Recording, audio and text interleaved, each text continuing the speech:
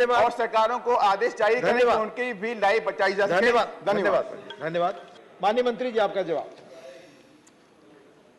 धन्यवाद deputy chairman sir. मैं आपके माध्यम से सभी जो 9 माननीय सदस्यों ने इस चर्चा में भाग लिया उनका धन्यवाद ज्ञापित करता हूं। जैसे अधिकतर माननीय सदस्यों ने कहा कि भारतीय परंपरा में जो ग्राम पंचायतें थी वो मध्यस्थता का रोल अदा करती थी, इस बात में सच्चाई भी है। और ग्राम पंचायतों में जो मध्यस्थता का भाव था वो लंबे समय तक भारत में रहा, लेकिन जैसे ही ब्रिटिश रूल आया वो भाव कम होता गया और हम कोर्ट कचहरी के चक्कर में ज़्यादा पड़ते गए। और जब मुकदमे होते हैं तो पैसा भी लगता है, समय भी लगता है और दुश्मनी भी दुगनी हो जाती है। ये भाव भी कुछ माननीय सदस्यों ने प्रकट किए। इन सब चीज़ों को ध्यान में रखते हुए कि भारत को विकसित भारत बनाना है और प्रधानमंत्री जी ने पंच प्राण का भी जिक्र किया था 15 अगस्त को पिछले साल। उसमें भी एक प्राण है या प्रण है भारत को विकसित भारत बनाना, मानव केंद्रित। तो मानव के संवेदनाएं कैसे बढ़े, वो क्यों झगड़ता है, उसमें कैसे कमी करें, ये इसमें भाव छिपा हुआ है। गुलामी की मानसिकता के अंशों का अंत करना, ये भी एक भाव है। विरासत पर गर्व, अब माननीय सदस्य ने कहा कि विरासत पर गर्व करना चाहिए, ये भी एक भाव है। एकता और एकजुटता और कर्तव्य भाव को बढ़ाना, ये पंच प्रण है। इसके माध्यम से मैं कह सकता हूं कि ब्रिटिश काल में जो मुकदमेबाजी का दौर ज़्यादा शुरू हुआ, उसके बाद समय समय पर जब देश आज़ाद हुआ तो ये विषय आया कि मीडिएशन कहाँ गायब हो गया।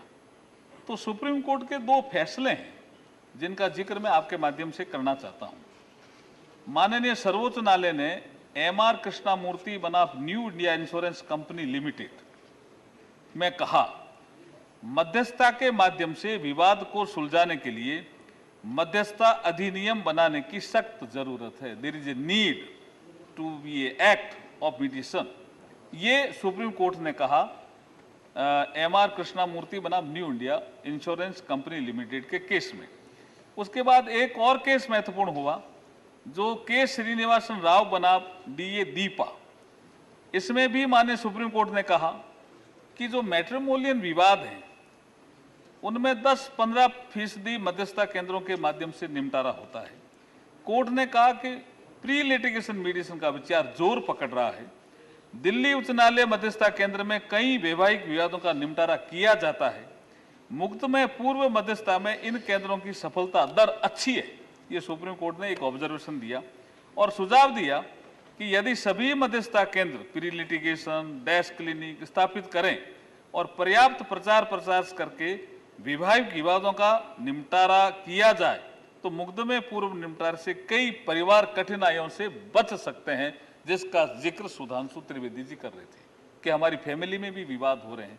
इसका जिक्र भी के श्रीनिवास राव बनाम डीए दीपा के केस में माननीय सुप्रीम कोर्ट ने किया। फिर उसके बाद सुप्रीम कोर्ट में एक कमेटी थी माननीय, इसका नाम था mediation and conciliation project committee, MCPC जिसको हम कहते हैं।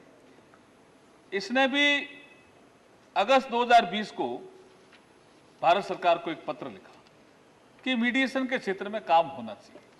मैं ये इसकी हिस्ट्री इसलिए बता रहा हूँ कि ये क्यों बहुत पहले से भी ये काम चल रहा था, लेकिन इस दिशा में तेजी तब पकड़ी जब नरेंद्र मोदी जी की सरकार आई और उन्होंने उस पर गंभीरता से सोचा।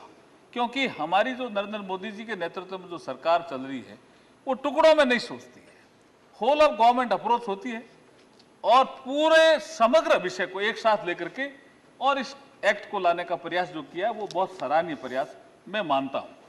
फिर अगस्त 2021 को ये बिल इंट्रोड्यूस हुआ राज्यसभा में, इसी उच्च सदन में इंट्रोड्यूस हुआ। फिर राज्यसभा जब इंट्रोड्यूस हुआ तो बहुत से सदस्यों ने डिमांड की कि इसको कमेटी में जाना चाहिए। तो ये पार्लियामेंट रिलेटेड स्टैंडिंग कमेटी है on personnel public grievance law and justice. इस कमेटी को ये गया जिसके अध्यक्ष सुशील मोदी जी हैं, माननीय भूपेंद्र जी भी उस कमेटी के अध्यक्ष रह चुके हैं। इस कमेटी ने बहुत अच्छे सुझाव दिए करीब 52 सजेशन इस कमेटी ने दिए। हमने इन सुझावों को करीब 25 सुझावों को हमने माना है। अब 27 ऐसे सुझाव हैं जो बाद में इस पे चर्चा करते समय हो सकता है इसको रूल बनाते समय इस पे विचार करें, लेकिन कमेटी के अधिकांश अच्छे सुझावों को हमने बिल में माना है। मैं एक और निवेदन आपको करना चाहता हूं कि हम ऐसा नहीं है कि मीडिएशन हम कर नहीं रहे थे।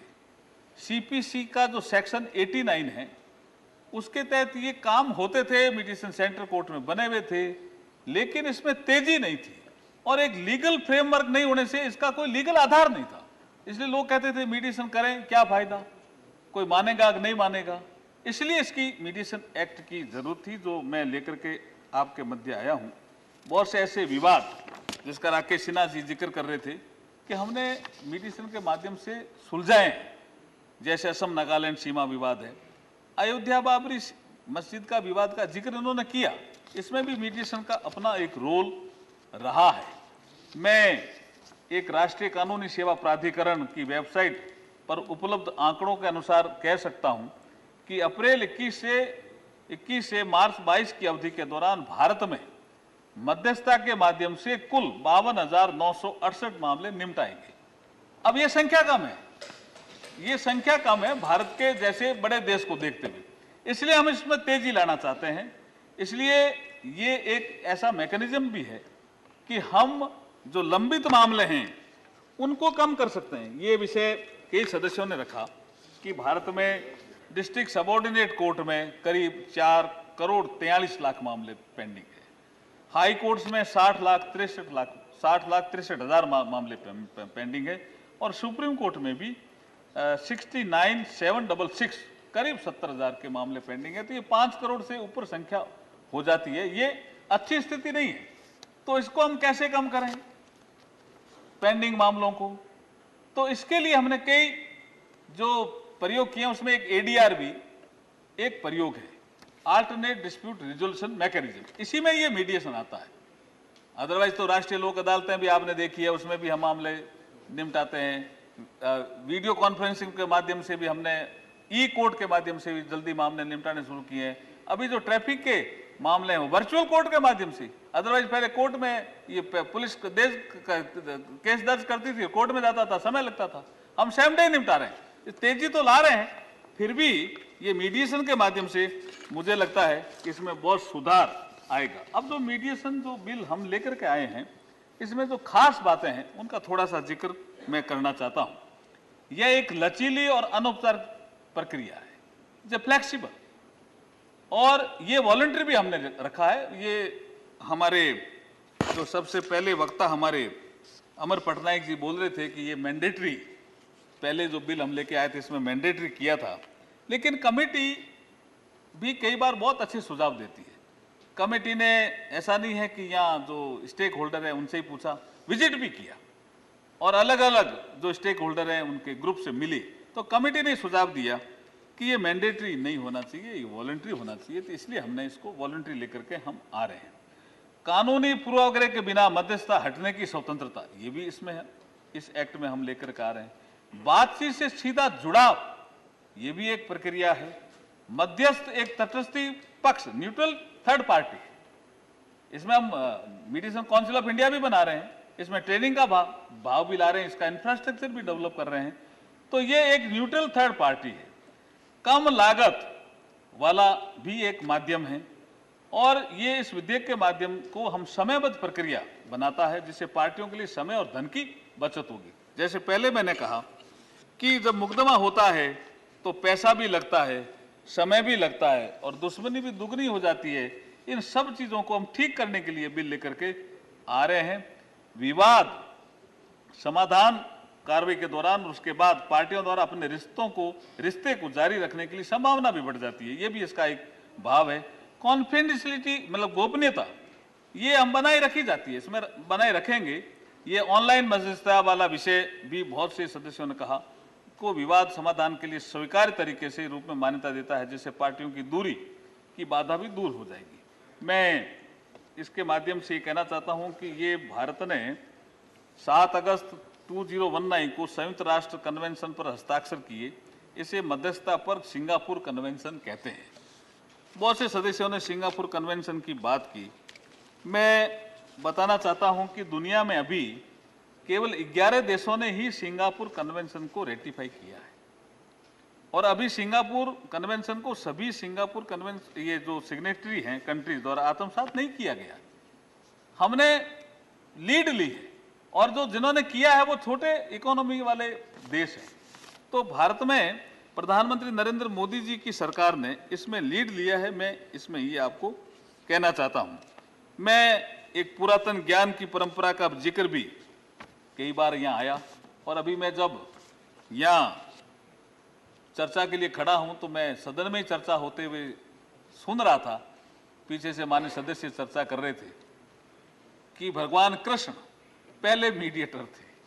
ये चर्चा यहाँ हो रही थी है? मैंने बराबर सुनी या नहीं सुनी? मेरे कान ठीक है इसका मतलब है? हाँ, पहले घनश्याम तिवारी जी कह रहे हैं पहला अंगद था, लेकिन भगवान कृष्ण, इसका मतलब मीडिएटर की परंपरा हमारे यहाँ रही है। कोई माना नहीं माना वो अलग बात है, लेकिन मीडिएटर तो रहा है। लेकिन इसको हम कानूनी पक्ष से मजबूत कर रहे हैं, इंफ्रास्ट्रक्चर खड़ा कर रहे हैं, ट्रेनिंग कर रहे हैं, मीडिएशन काउंसिल ऑफ इंडिया बना रहे हैं, रेगुलेशन दे रहे हैं। इसलिए जो भी दोनों पक्ष मिलकर के जब इस मध्यस्थता के भाव को और से एक समझौते पर आएंगे तो मुझे लगता है कि लंबित मामलों में भी कमी आएगी, ईज ऑफ डूइंग बिजनेस भी होगा। इसलिए मैं कहता हूं कि प्रधानमंत्री जी ने सही कहा, यही समय है और सही समय है, भारत का अनमोल समय है, आजादी का अमृत महोत्सव है। अमृत काल में जो बिल पास होगा वो भारत के लिए भी अमृत सिद्ध होगा और भारत विकसित राष्ट्र बनेगा। बहुत बहुत धन्यवाद, आपने मुझे बोलने का अवसर दिया। धन्यवाद, धन्यवाद माननीय मंत्री जी। The question is that the mediation bill 2021